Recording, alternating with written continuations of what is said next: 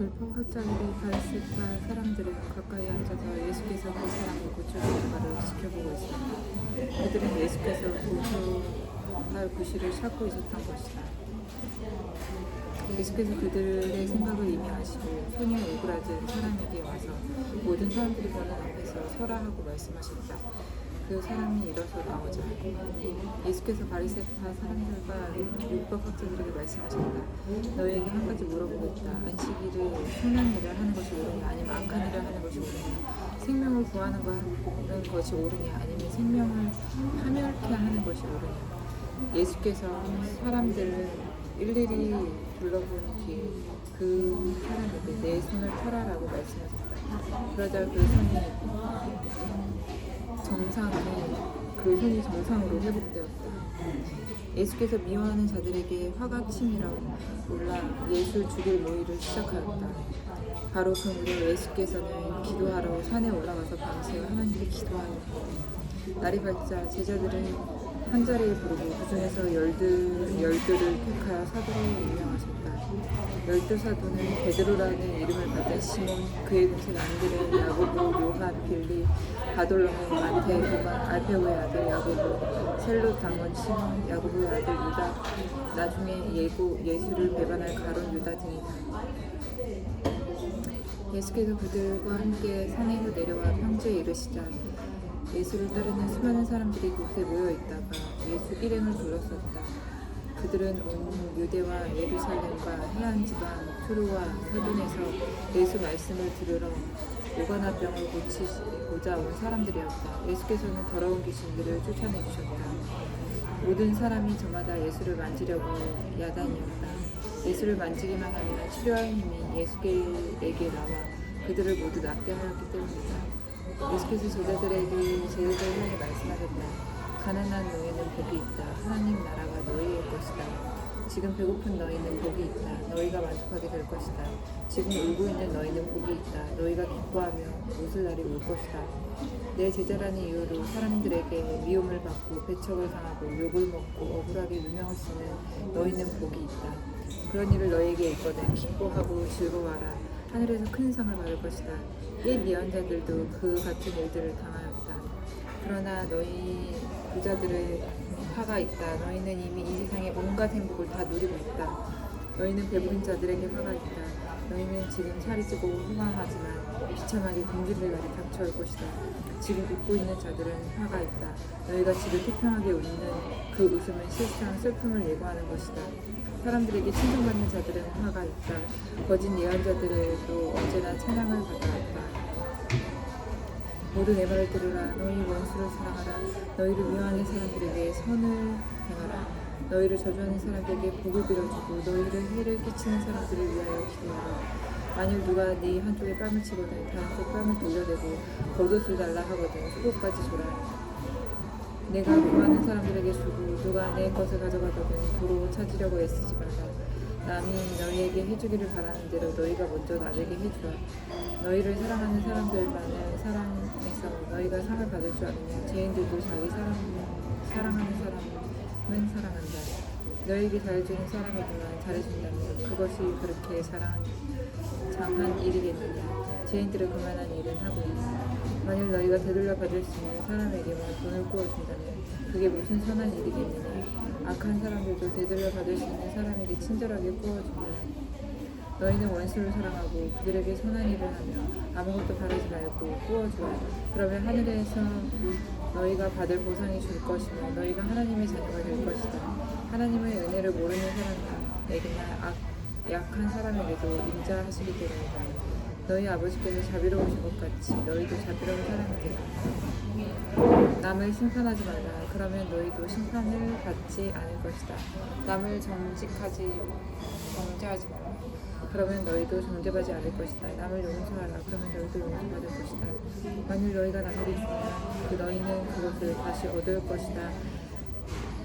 말에가 다르고 흔들어 차고 넘치고 또 후하게 담아 너희에게 안겨주실 것이다. 너희가 남에게 되어주는 대로 분량대로 되돌려받을 것이다. 예수께서는 그들을 비유를 들어 이렇게 말씀하셨다. 맹인이 어떻게 맹인을 인도하겠느냐. 그는 자신은 물론이고 다른 사람까지 구덩이를 빠지게 할 것이다. 제자가 어떻게 그 선생보다 아는 것이 더 많겠느냐. 그러나 그가 열심히 공부하면 선생이 아는 것보다 배울 수 있게 될 것이다. 다른 사람의 눈에 있는 티를 보면서 왜 내 눈 속에 있는 들보는 깨닫지 못하느냐. 너희가 내 눈 속에 있는 들보를 보지 못하면서 형제들에게 당신의 눈 속에 있는 티를 빼어드리겠소 하고 말할 수 있겠느냐. 이선자 먼저 내 눈에서 들보를 빼라. 그래야 내 눈이 밝아져 형제의 눈 속에 있는 티를 빼낼 수 있게 될 것이다. 좋은 나무가 나쁜 열매를 맺을 수 있고 나쁜 나무가 좋은 열매를 맺을 수 없다.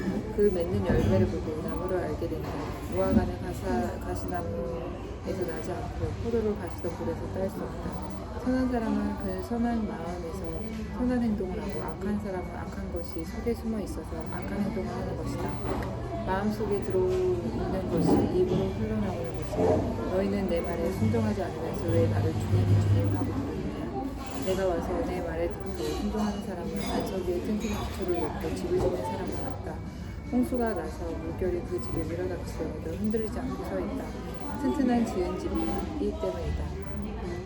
그러나 내 말을 듣고 순종치 않은 사람은 기초 없이 집을 짓는 사람과 같다. 물결이 그 집에 밀어닥치며 무너져서 폐허가 되어 버릴 것이다. 예수께서 설교를 다 마치시고 가버나움으로 되돌아가셨다. 바로 그때 어떤 로마군 파견대장이 매우 아프는 종이병으로 거의 죽게 되었다. 그 파견대장이 예수께서 오셨다는 말을 듣고 존경을 받는 유대인 장로 몇 사람을 예수께 보내어 자기 종을 고쳐 주십사고 청하게 하였다. 그들은 예수께서 간청하며 자기들과 같이 가서 그 사람을 도와달라고 하였다. 그들은 그 파견대장이 훌륭한 사람이라는 것을 예수께 누누이 설명하였다. 선생님의 은혜를 받을 사람이 있다면 바로 그 사람입니다. 그는 유대인을 사랑할 뿐만 아니라 우리를 위하여 회당도 지어주셨습니다. 예수께서 그들과 함께 가셨다. 파견대장의 집 가까운 곳에 이르렀을 때 파견대장은 친구들을 보내어 말하였다. 선생님께서 친히 저희 집에 오시는 것을 불편하지 않겠습니까? 저는 선생님 같은 분은 저희를 오시게 해서 만나 배울 많은 자격이 없는 사람입니다. 예, 선생님이 계시는 장소에 한 말씀만 해주십시오. 그러면 제 종이 나을 것입니다. 저도 상관을 모시고 있지만 제 밑에도 부하가 있어서 제가 가라 하면 가고 오라 하면 옵니다. 또 제 종에게 이것을 하라 하면 그대로 합니다. 그러니 예수께서 나아라 하고 말씀하시면 제 종에게 깨끗이 나을 것입니다. 예수께서 감탄하시고 궁중을 보고 말씀하셨다. 나는 이스라엘 사람들 가운데서도 이만한 믿음을 가진 사람을 보지 못하였다. 파견대장이 보낸 사람은 집에 들어가 보니 종은 말끔히 나와 있었다. 그 후 예수께서 제자들과 함께 나인이라는 동네에 가셨는데 늘 그렇듯이 많은 고객들이 뒤따랐다. 성문 앞에 이르렀을 때 마침 상어를 부린 행렬이 나오고 있었다. 죽은 사람들은 어떤 과부의 외아들이었다. 그 동네에 나오는 많은 조객들이 과부의 뒤를 따라오고 있었다. 주님은 그 과부를 보고 측은하게 여겨 울지 말라 하고 위로하셨다. 그러나 관 가까이 걸어가서 관에 손을 대고 계시다 메고 가던 사람들의 걸음을 멈췄다. 예수께서 젊은이여 내가 내게 말한다 일어나라 하고 말씀하셨다. 그러자 죽었던 젊은이가 일어나서 그를 둘러싸 사람들에게 말을 하기 시작하였다. 예수께서는 그를 그 어머니에게 들려주셨다. 군중에 모두 두려움에 쌓여 하나님을 찬양하며 소리쳤다. 우리에게 큰 예언자가 나타나셨다. 우리는 오늘 우리 가운데서 일하는 하나님을 보았다. 그날 예수께서 이런 일을 하셨다는 소문은 유대 구석구석은 물론 국경선을 넘어서까지 퍼져나갔다. 요한의 제자들은 이 소문을 듣고 요한에게 일렀다. 요한은 제자 두 사람들에게 예수께 보내어 당신이 정말 오신다는 그분입니까? 아니면 아직도 그분을 기다려야 합니까? 하고 물어보게 되었다. 그 두 제자가 왔을 때 예수께서 마침 온갖 병자를 고쳐주고 계셨다. 절름발이와 맹리를 고치시고 귀신들을 쫓아내셨다. 요한의 두 제자는 우리 선생님이 당신이 정말 오신다는 그분입니까? 아직도 우리가 그분을 기다려야 합니까? 하고 여쭈어 보라 하시느냐 하고 말하자 예수께서 이렇게 말씀하셨다. 가서 요한에게 오늘 너희가 본 것 들은 것을 모두 알리라. 맹인을 보고 절름발이가 바로 걷고 나병 자가 완전히 나았으니 귀머거리가 다시 듣고 죽은 사람이 살아났다. 그리고 가난한 사람들은 복을 듣고 있다. 그러니 그들에게 나를 의심하지 않는 사람은 복이 있다 하라. 요한이 보낸 사람들을 떠올리니 예수께서 군중들의 요한에게 와서 이렇게 말씀하셨다. 너희는 유대 강으로 돌아갔다. 있었던 그 사람이 누구더냐? 그가 바람에서 들리던 갈대아같이 연약한 사람이더냐? 값진 옷을 입고 있던 사람이더냐? 아니다. 호화롭게 사는 사람은 궁궐에 있지 광야에는 없다. 그러나 너희는 그를 예언자로 보았느냐? 옳다. 그는 예언자보다 더 위대한 사람이다. 그는 성경을 보라. 내가 이제 내 심부름꾼을 보내어 내 길을 준비하도록 하겠다. 라고 한 바로 그 사람이다. 여자의 몸에서 태어난 사람 중에 침례 요한보다 더 큰 분이 없다. 그러나 하나님 나라에서 가장 보잘것없는 사람보다 그보다 없다. 이 말씀을 들은 사람들은 세리들까지도 하나님을 찬양했는데 그들은 요한에게서 침례를 받은 자들이었다. 그러나 바리새파 사람들은 율법 박사들은 요한이 별풍이 침례를 받지 않았으면 하나님께서 그들을 베푸고자 하시는 계획조차 받아들이려 하지 않았다. 예수께서 다시 말씀하셨다. 이 세상 사람들은 무엇으로 비유하면 좋은가? 그들은 무엇과 같은가? 그들은 마치 어린 아이들이 손을 달라 놀이를 하면서 어린 우리가 그런 식으로 놀이를 해도 즐거워하지 않고 자매식 놀이를 해도 슬퍼하지 않는구나 하고 말하는 것 같다. 침례 요한이 와서 떡도 먹지 않고 포도주를 마시지 않자 너희는 그를 미친 사람이 될 거라고 생각하였다. 그러나 이번에는 내가 음식을 먹고 포도주를 마시자 저 사람들을 먹는 것을 무척이나 밝히고 술도 잘 마시고 게다가 세리나 죄인들과 어울려 하고 나간다. 그러자 하나님의 지혜가 참되다는 것을 그 죄를 받아들인 사람에 의해서 밝혀지는 겁니다. 예수께서 바리새파 사람들의 집에 초대를 받고 가셨다. 모두 앉아서 식사를 하고 있는데 한 여자가 예수께서 거기 계시다는 말을 듣고 향유를 담은 칼을 가지고 들어갔다. 그 여자는 방 안에 들어와서 예수의 발 뒤쪽에 무릎을 꿇고 앉아 울면서 눈물로 예수의 발을 적셨다. 그리고 자기 머리카락을 닦으며 발에 입을 맞추고 향유를 부었다. 예수를 초대한 바리새파 사람들이 그 여자의 행동을 바라보는 걸 생각해왔다.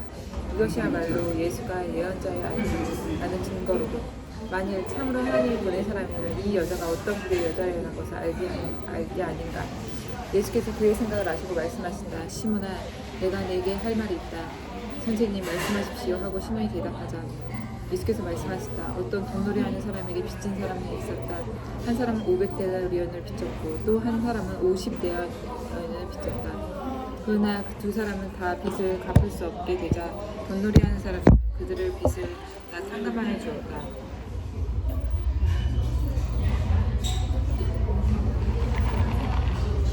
후에 네가 그를 사랑하겠느냐? 제 생각이 더 많이 상감하는 사람입니다. 시몬이 대답하다 예수께서 내 말이 옳다 하고 말씀하셨다.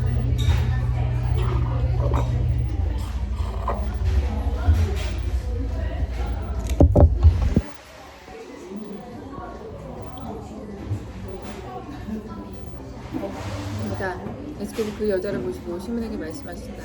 여기 이 여자를 보라. 너는 내게 발에 먼지를 씻을 물을 주지 않았지만 이 여자는 눈물로 내 발을 적시고 머리카락을 닦아주었다. 너는 내 얼굴에 입을 맞추며 인사하지 않았지만 이 여자는 들어와서부터 거듭거리 내 발에 입을 맞추었다. 너는 내 머리에 기름을 바르는 예의도 차리지 않았지만 이 여자는 값진 향유를 내 발에 부었다. 그러므로 이 여자는 많은 죄를 용서받았다. 그 증거로 이 여자는 나를 많이 사랑하였다. 그러나 적게 용서받은 사람은 사랑을 적게 나타낸다. 내가 그 여자에게 말씀하셨다. 내 죄를 용서받았다. 그러나 식탁에 앉아있던 사람들은 속으로 이 사람 누구인데 남의 죄까지 용서한다고 하는가 하고 수군거렸다. 그러나 예수께서 그 여자에게 말씀하셨다. 내 믿음으로 너를 구원하였다. 평안히 가라. 그 예수께서 갈릴리의 여러 도시와 마을을 두루다니며 하나님 나라가 온 것을 선포하며 복음을 전하는데 12 제자도 동행하였다. 귀신들이 여러 가지 방에서 고침을 받은 여자들도 예수를 따랐는데 그들 중에는 7 귀신이 나간 막달라 여자 마리아와 헤롱 부세 살림살이를 맡은 신하인 구사의 아내 요한나 그 밖에 수산나를 비롯한 여러 여자들이 있었다. 그들은 자기들의 재산을 바쳐 예수와 제자들을 섬기고 있었다.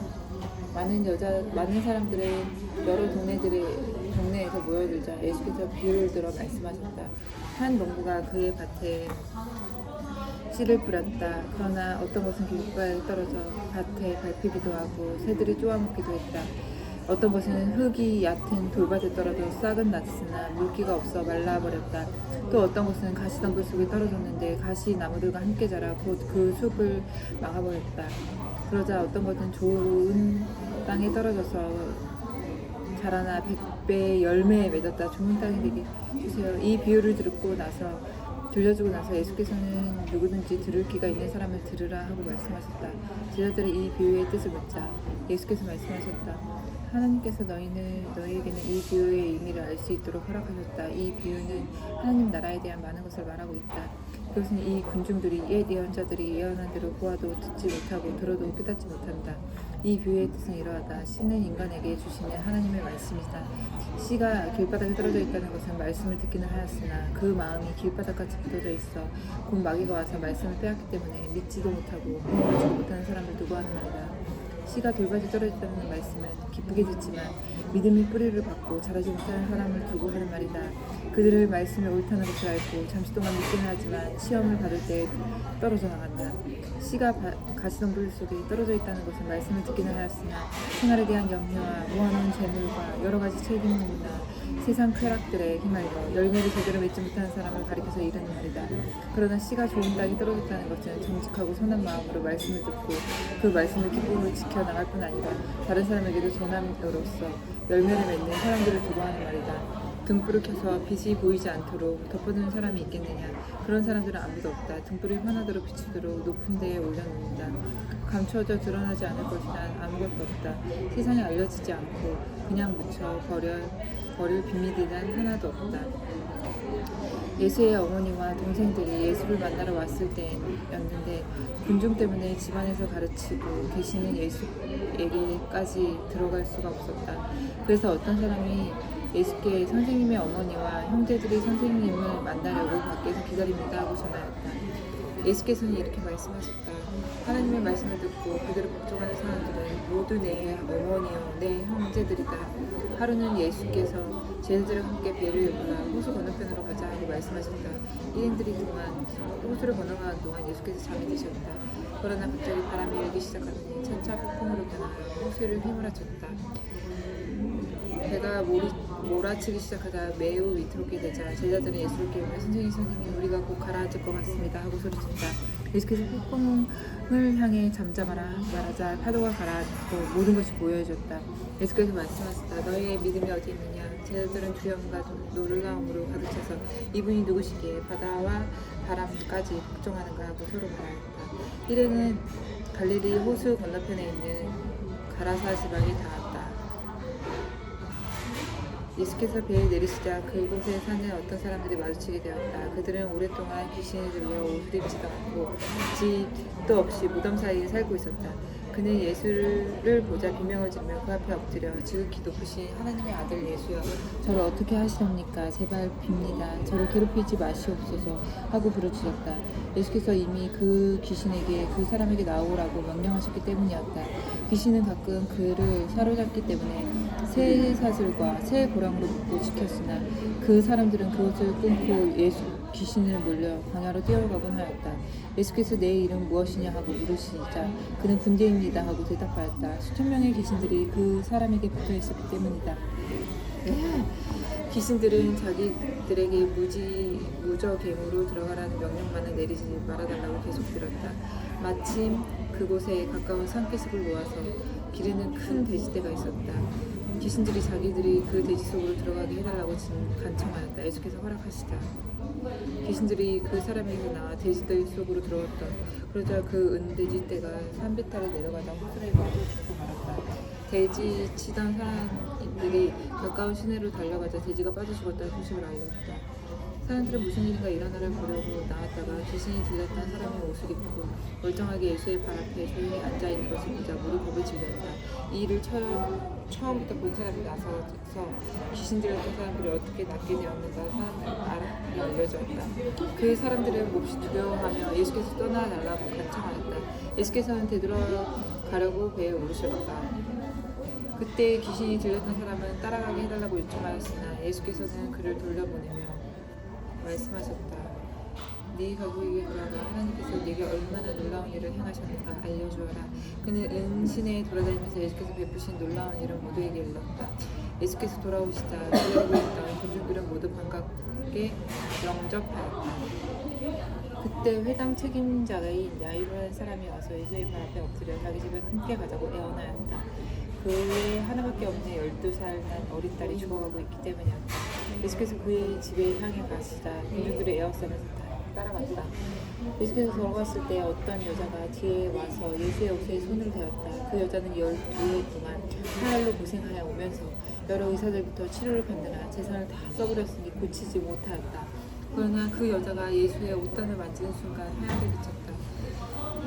예수께서 누가 내 옷을 만졌느냐 하고 물으셨으나 아무도 자기가 나서는 사람이 없었다. 그때 베드로가 말하였다. 선생님이 이렇게 많은 군중이 모두 선생님을 에워싸고 밀어대고 있지 않습니까?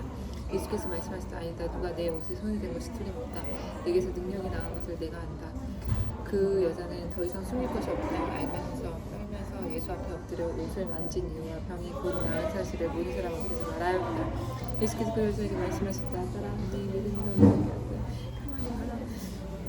예수께서 아직 말씀하고 계실 때 해당장의 집에 보낸 심부름꾼이 와서 해당장에게 따님이 죽었습니다. 이제 선생님의 저희는 괴롭히지 마시옵소서 하였다. 예수께서 이 말을 듣고 야이로에게 말씀하셨다. 두려워하지 말고 믿기만 하라. 그러면 딸이 나을 것이다. 일행이 그 집에 도착하자 예수께서는 베드로와 요한, 야고보와 이런 그 어린 딸의 부모 외에는 아무도 방 안에 들어오지 못하게 하셨다. 그리고 집안에서 아이 때문에 울고 있는 사람들에게 울지 마라. 이 아이는 죽은 것이 아니라 잠자고 있을 뿐이다 라고 말씀하셨다. 그들은 아이가 모두 죽었다는 걸 알고 있기 때문에 그 모든 말씀을 비우셨다. 예수께서 그 아이의 손을 잡고 일어나라 아이야 라고 말씀하셨다. 바로 그 순간에 아이의 생각이 되도록 아이를 보고 일어났다. 예수께서는 아이에게 먹을 것을 주라라고 이르셨다. 아이의 부모는 매우 놀랐다. 예수께서는 아무에게도 이 일을 다 하지 말라고 당부하셨다. 예수께서 12제자를 불러 모으시고 모든 귀신을 쫓아내는 권세와 병을 고치는 능력을 주셨다.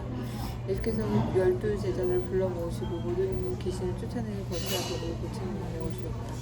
그리고 하나님의 나라가 온 것을 사명을 알리고 병자를 고치라고 그들을 내보내시며 이렇게 이르셨다. 아무것도 가지지 말라. 지팡이도 돈, 주머니도 양식도 돈도 여벌의 옷도 가지지 말라. 어떤 동네를 가든지 한 집에만 머물라. 너희가 동네에 들어갔을 때 그 동네의 사람들이 너에게 전하는 말을 듣지 않거든 그곳을 떠나면서 그들을 경고하는 표로 너희 발을 먼지를 털어내라. 그래서 제자들은 길을 떠나 여러 마을을 두루다니며 복음을 전하고 병자를 고쳤다. 갈릴리 집안의 통치자 헤롯이 그 모든 속옷을 입고 불안하여 어쩔 줄 몰랐다. 어떤 사람들은 침례 요한이 죽었다가 다시 살았다 하는 것 같았네. 또 어떤 사람은 엘리야나 다른 옛 예언자가 다시 살아서 돌아온 것이다 라고 말하기 때문이다. 그러나 헤롯은 요한이 내가 못 베어 죽이지 않았는가. 그런데 이런 기이한 소문들이 들려오다니 그 사람들이 대체적으로 말하며 예수를 만나고 싶어 하셨다. 제지자들이 들어와 사람들이 행한 일을 예수께 보고 하였다. 예수께서는 따로 그들을 비스다라는 마을을 떠나셨다. 그리고 예수께서 떠나신 것을 안 군중들은 곧 뒤따라왔다. 예수께서는 그들을 따뜻히 맞아 하나님 나라에 대해서 가르쳐 주시고 병든 사람들도 고쳐주셨다. 저녁 때가 되자 12제자가 예수께 와서 말하였다. 사람들은 가까운 마을이나 농가로 내려가게 해서 각자 잠자기와 먹을 것을 찾게 해야겠습니다.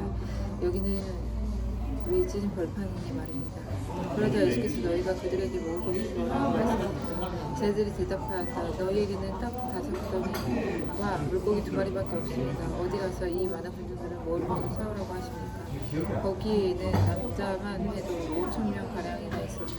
예수께서 사람들은 50명씩 때를 지어 앉게 하라 말씀하시자 제자들은 그대로 하였다. 예수께서 떡 5덩이와 물고기 2마리를 들고 하늘을 우러러 기도하신 후에 그것을 떼어 제자들에게 주시며 군중들이 나누어 주게 하셨다. 그래서 모두 배불리 먹고 남은 음식은 12강줄이나 되었다.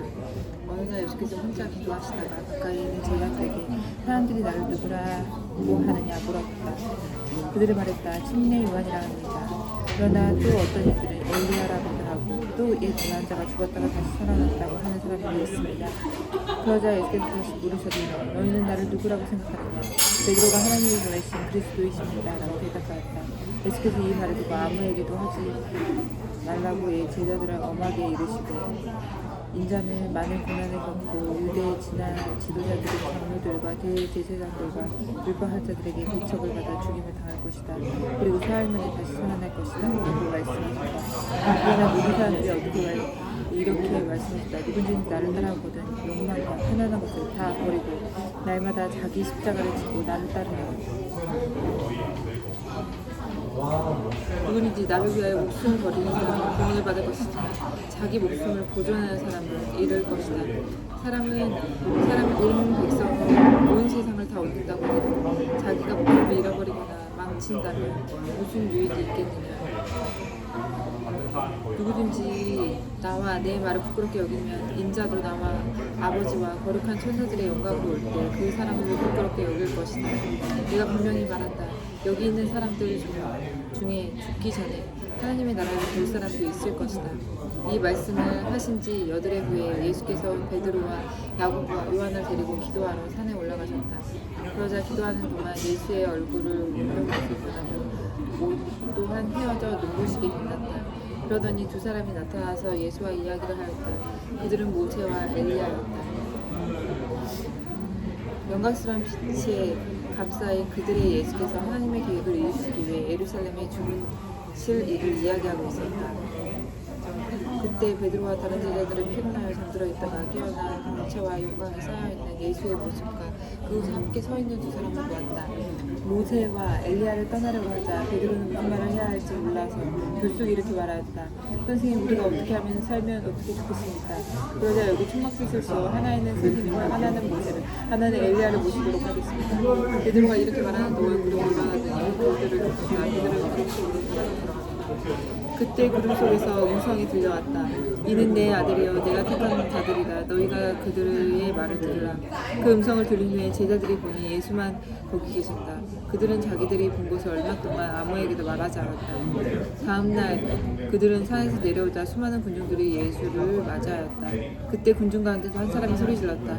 선생님, 여기 이 아이가 제 외아들입니다. 그런데 귀신이 이 아이를 찾아 비명을 지르게 하고 경련을 일으켜 입에서 거품을 흘러내리게 하며 항상 그 몸을 상하게 하면서 좀처럼 떨어지지 않습니다. 그래서 선생님의 제자들에게 귀신을 쫓아내달라고 청하였으나 쫓아내지 못하였습니다. 예수께서 말씀하셨다. 이 완고하고 믿음 없는 세대여, 내가 얼마나 너희에게 함께 있으면 너희를 참아주어야 하겠느냐. 그 아이를 이리 데려오라. 아이가 오는 도중에는 귀신은 그를 땅에서 꺾으려뜨리고 심한 장면을 일으키게 하였다. 예수께서 그 더러운 귀신에게 나오라고 명령하시기에 아이를 고쳐서 그의 아버지께 들려주셨다. 사람들은 하나님의 위대한 능력을 보고 놀라워 두려워하였다. 예수께서 하신 모든 일들을 보고 사람들을 감탄하고 있을 때 예수께서 제자들에게 내 말을 듣고 잘 기억하라. 나 인자가 사람들의 손에 넘어가게 될 것이다 라고 말씀하셨다. 그러나 제자들은 그 말씀의 뜻을 깨닫지 못하였다. 그들의 마음이 닫혀져 있었기 때문이다. 그들은 그 일에 대해 묻기조차 두려워하였다.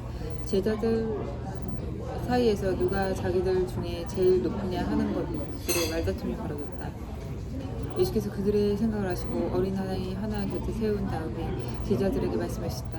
누구든지 내 이름을 이런 어린 아이를 영접하면 나를 영접하는 것이요. 누구든지 나를 영접하면 나를 보내신 하나님을 영접하는 것이다. 너희 가운데 가장 낮은 사람이 가장 높은 사람이다.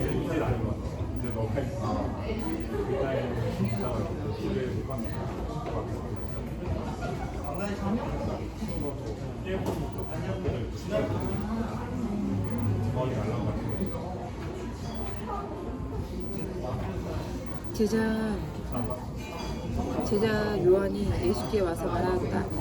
선생님, 우리가 따르지도 않는 어떤 사람이 선생님의 이름으로 귀신을 쫓아내고 있기에 저희가 못하게 막았습니다. 예수께서 말씀하신다. 그렇게 하지 마라. 누구든지 너희를 반대하지 않는 사람은 너희 편이다. 예수께서 하늘에 올라가실 때 가까워지자 예루살렘으로 가기로 마음을 정하셨다. 예수께서 사마리아 동네의 방을 구하러 미리 신부를 보내셨다. 그러나 그들은 그냥 돌아왔다. 예수께서 예루살렘에 가신다는 말을 듣고 그 마을 사람들이 일행을 맞아들이지 않겠다고 거절하였기 때문이다. 이 말을 듣고 야고보와 요한이 예수께 말하였다. 선생님, 저희가 하늘에서 불을 내리게 하여 그들을 태워버릴까요? 그러자 예수께서는 그들을 꾸짖으시고 다른 마을로 가셨다. 그들이 길을 가고 있을 때 한 사람이 예수께 와서 말하였다. 선생님이 가시는 곳이라면 어디든지 저도 따라가겠습니다. 예수께서 대답하셨다. 나는 내 머리에 놓을 곳이 없다. 여우도 들어가 살 굴이 있고 새들도 부른 자리가 있으나 나 인자는 이 땅에 편히 살 집이 없구나. 예수께서 또 다른 사람에게 나를 따르라 하고 말씀하시자 그는 가서 먼저 제 아버지의 장례를 치르도록 해주십시오 하고 말하였다. 예수께서 말씀하셨다. 영원한 성령이 아닌 세상 일에만 관심이 가진 사람들에게 그 일을 맡기고 너는 하나님의 나라가 온 것을 온 세상에 전파하라. 또 다른 사람에게 말하였다. 주님, 저는 주님을 따라가겠습니다. 그러나 먼저 집안 식구들에게 가서 허락을 받게 해주십시오. 예수께서 말씀하셨다. 손에 쟁기를 잡고 뒤로 돌아오는 사람은 누구든지 하나님 나라에 합당하지 않다. 주님은 그 뒤 72 제자들에게 뽑아 방문하라고 계획한 동네와 마을로 둘씩 짝지어 앞서 보내시면서 이렇게 당부하셨다. 추수할 것은 많으나 일꾼이 적으니 추수하는 주인에게 일꾼을 보내라 청하였다. 이제 가라. 내가 너희를 보내는 것은 마치 어린 양을 이리 가운데 보내는 것 같구나.